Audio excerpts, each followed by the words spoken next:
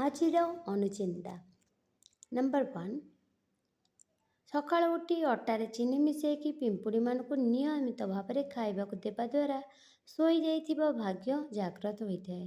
2 number, ସକାଳୁ ନିୟମିତ ଭାବେ ପ୍ରଚୁର ପାଣି ପିଇବା ଦ୍ୱାରା ଚର୍ମଜନିତ ସମସ୍ୟା ଦୂର ହୋଇଥାଏ ଏବଂ ଚୁଟି ମଜବୁତ ହୋଇଥାଏ। 3 ନମ୍ବର, ପ୍ରତ୍ୟେକ ଦିନ ସକାଳୁ ପ୍ରଚୁର ପାଣି ପିଇବା ଅଭ୍ୟାସ କରିବା ଉଚିତ।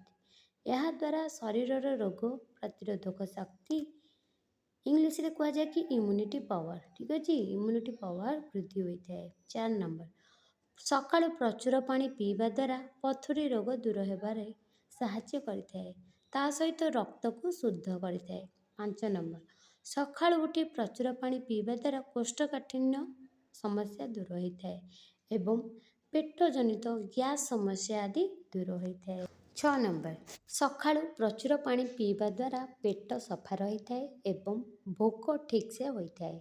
7 ନମ୍ବର, ସକାଳୁ ଉଠି ପ୍ରଚୁର ପାଣି ପିଇବା ଦ୍ୱାରା ଚେହେରାରେ ଚମକ ଆସିଥାଏ, ଗୋଟେ ଗ୍ଲୋଇଂ ସ୍କିନ୍ ଆପଣମାନେ ପାଇପାରିବେ ଏବଂ ମୁହଁରେ ଯଦି ବ୍ରଣ ହେଇଛି ତାହା ମଧ୍ୟ ଦୂର କରିବାରେ ସାହାଯ୍ୟ କରିଥାଏ।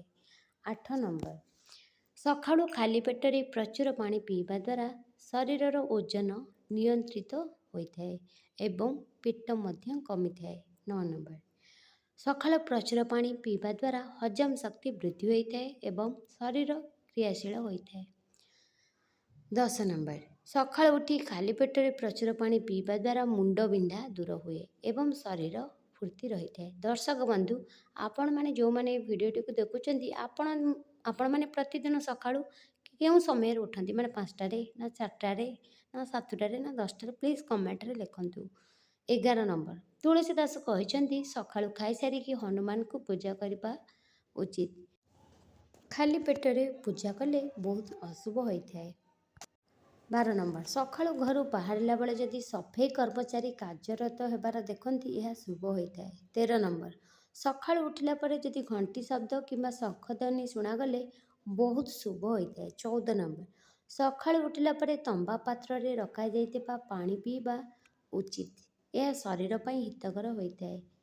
15 ନମ୍ବର, ସୂର୍ଯ୍ୟଙ୍କ ରଶ୍ମି ଯେପରି ଘରେ ପ୍ରବେଶ କରିବ ସେଥିପାଇଁ ସକାଳୁ ଝରକା ଖୋଲା ରଖିବା ଉଚିତ, ଏହା ଶୁଭ ହୋଇଥାଏ।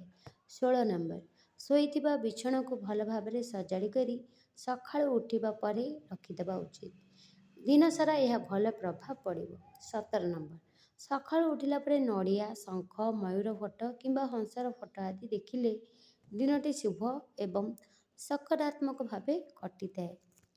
18 ନମ୍ବର, ତୈଳ ପାତ୍ରକୁ କେବେ ସକାଳୁ ଉଠିଲା ପରେ ଦେଖିବା ଉଚିତ ନୁହେଁ, ଏହାଦ୍ୱାରା ପୁରା ଦିନଟି ଖରାପ ଭାବରେ କଟିଥାଏ। 19 ନମ୍ବର, ସକାଳୁ ଉଠିଲା ପରେ କେବେ ବି ଜୀବଜନ୍ତୁଙ୍କ ଫଟୋ ଦେଖିବା ଉଚିତ ନୁହେଁ, ଏହାଦ୍ୱାରା ଦିନସାରା ଯେକୌଣସି ବିବାଦ ଦେଖାଦେଇପାରେ। 20 ନମ୍ବର, ସକାଳୁ ଉଠିଲା ପରେ ଯଦି କୁକୁରକୁ ବାହାରେ ଲଢ଼େଇ କରୁଥିବାର ଦେଖନ୍ତି ତେବେ ଏହା ବହୁତ ଅଶୁଭ ହୋଇଥାଏ। 21 ନମ୍ବର, ସକାଳୁ ଉଠିଲା ପରେ ନିଜର କିମ୍ବା ଅନ୍ୟମାନଙ୍କର ଛାଇକୁ ଦେଖିବା ଅନୁଚିତ, ଏହା ଦୁର୍ଭାଗ୍ୟ ବୃଦ୍ଧି କରିଥାଏ। ଦର୍ଶକ ବନ୍ଧୁ, ଆପଣମାନେ ଯଦି ଏହି ଭିଡ଼ିଓଟିକୁ ଏଯାଏଁ ଲାଇକ୍ କରିନାହାନ୍ତି ପ୍ଲିଜ୍ ଲାଇକ୍ କରିଦିଅନ୍ତୁ ଏବଂ ଭିଡ଼ିଓଟିକୁ ନିଜର ଫ୍ରେଣ୍ଡସ୍ମାନଙ୍କ ସହିତ ନିହାତି ଭାବରେ ସେୟାର କରନ୍ତୁ।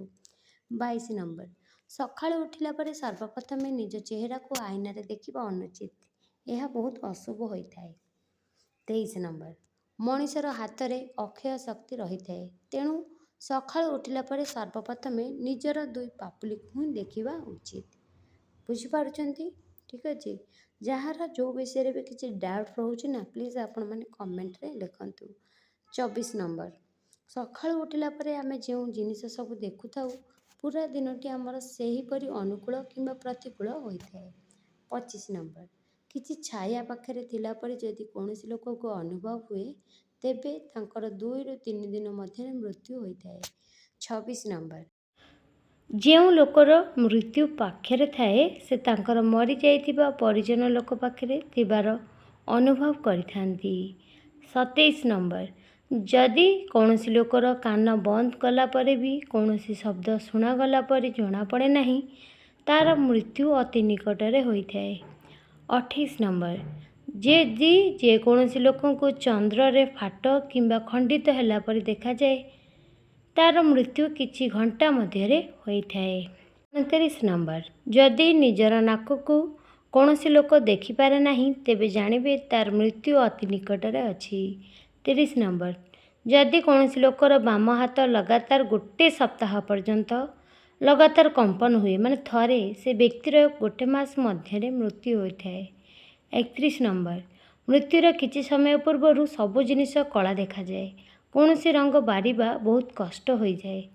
32 ନମ୍ବର, ଆଇନା କିମ୍ବା ଖରାରେ ନିଜ ଛାଇକୁ ଦେଖିପାରୁନଥିବା ଲୋକର 6 ମାସ ମଧ୍ୟରେ ମୃତ୍ୟୁ ହୋଇଥାଏ। 33 ନମ୍ବର, ଯଦି କୌଣସି ଲୋକ ତେଲ କିମ୍ବା ପାଣିରେ ନିଜର ଛାଇ ଦେଖିପାରେ ନାହିଁ ତେବେ ତାର ମୃତ୍ୟୁ ଅତି ନିକଟରେ ହୋଇଥାଏ। 34 ନମ୍ବର, ଯଦି କୌଣସି ଲୋକର ଦେହର ରଙ୍ଗ ହାଲକା ହଳଦିଆ ପଡ଼ିଯାଏ କିମ୍ବା ଲାଲ ପଡ଼ିଯାଏ ତାର 6 ମାସ ମଧ୍ୟରେ ମୃତ୍ୟୁ ହୋଇଥାଏ। ଦର୍ଶକ ବନ୍ଧୁ, ଆପଣମାନେ ଯଦି ଏ ଭିଡ଼ିଓଟିକୁ ଲାଇକ୍ କରିନାହାନ୍ତି, ଭୁଲି ଯାଇଛନ୍ତି, ପ୍ଲିଜ୍ ଗୋଟେ ଲାଇକ୍ କରିଦିଅନ୍ତୁ। 35 ନମ୍ବର, ସମାନ ଗୋତ୍ରରେ କେବେ ବି ବିବାହ କରିବା ଅନୁଚିତ ଏବଂ ଗୋତ୍ର ଜାଣିନଥିବା ଲୋକଙ୍କ ସହିତ କେବେ ବି ସମ୍ପର୍କ ଯୋଡ଼ିବା ଉଚିତ ନୁହେଁ। 36 ନମ୍ବର, ମହାଭାରତରେ ପୁରାଣ ଅନୁସାରେ ଯମରାଜ କହିଛନ୍ତି ଯେଉଁ ଲୋକ ଅଇଁଠା ମୁହଁରେ ଉଠିକରି ଦୌଡ଼ିଥାଏ ତାର ଆୟୁ ଶୀଘ୍ର ନଷ୍ଟ ହୋଇଥାଏ। 37 ନମ୍ବର, ଅଇଁଠା ମୁହଁରେ ପାଠ ପଢ଼ିବା ଦ୍ୱାରା, ମୁଣ୍ଡରେ ହାତ ମାରିବା ଦ୍ୱାରା ଏବଂ ଶୋଇବା ଦ୍ୱାରା ଆୟୁ ନଷ୍ଟ ହୋଇଥାଏ। 38 ନମ୍ବର, ଠାକୁର ପୂଜା କରିସାରିବା ପରେ ବସିଥିବା ଆସନକୁ ଝାଡ଼ିବା ଉଚିତ ନୁହେଁ, ଏହା ଅମଙ୍ଗଳ ହୋଇଥାଏ। 39 ନମ୍ବର, ବସୁଥିବା ଆସନ ଉପରେ ପାଦ ରଖିବା ଅନୁଚିତ କିମ୍ବା ଫଟା ଆସନ ଉପରେ ବସିବା ଅନୁଚିତ, ଏହା ଅମଙ୍ଗଳ ହୋଇଥାଏ। 40 ନମ୍ବର, ଯେଉଁ ଲୋକ ନଖରେ ମାଟି ଆମ୍ପୁଡ଼ିଥାଏ କିମ୍ବା ମୁଣ୍ଡରେ ବାରମ୍ବାର ହାତ ବୁଲାଇଥାଏ ସେମାନଙ୍କ ସ୍ୱଭାବ ଖରାପ ହୋଇଥାଏ। ଦର୍ଶକ ବନ୍ଧୁ, ମୁଁ ଆଶା କରୁଛି ଆଜିର ଏହି ଅନୁଚିନ୍ତା ଗୁଡ଼ିକ ଆପଣମାନଙ୍କୁ ନିହାତି ଭାବରେ ଭଲ ଲାଗିଥିବ। ଭିଡ଼ିଓଟି ଭଲ ଲାଗିଥିଲେ ପ୍ଲିଜ୍ ଭିଡ଼ିଓକୁ ଲାଇକ୍ କରନ୍ତୁ ଏବଂ ଚ୍ୟାନେଲରେ ନୂଆ ଥିଲେ ସବସ୍କ୍ରାଇବ୍ କରନ୍ତୁ। ସମ୍ପୂର୍ଣ୍ଣ ଭିଡ଼ିଓଟିକୁ ଦେଖିଥିବାରୁ ଆପଣ ସମସ୍ତଙ୍କୁ ବହୁତ ବହୁତ ଧନ୍ୟବାଦ।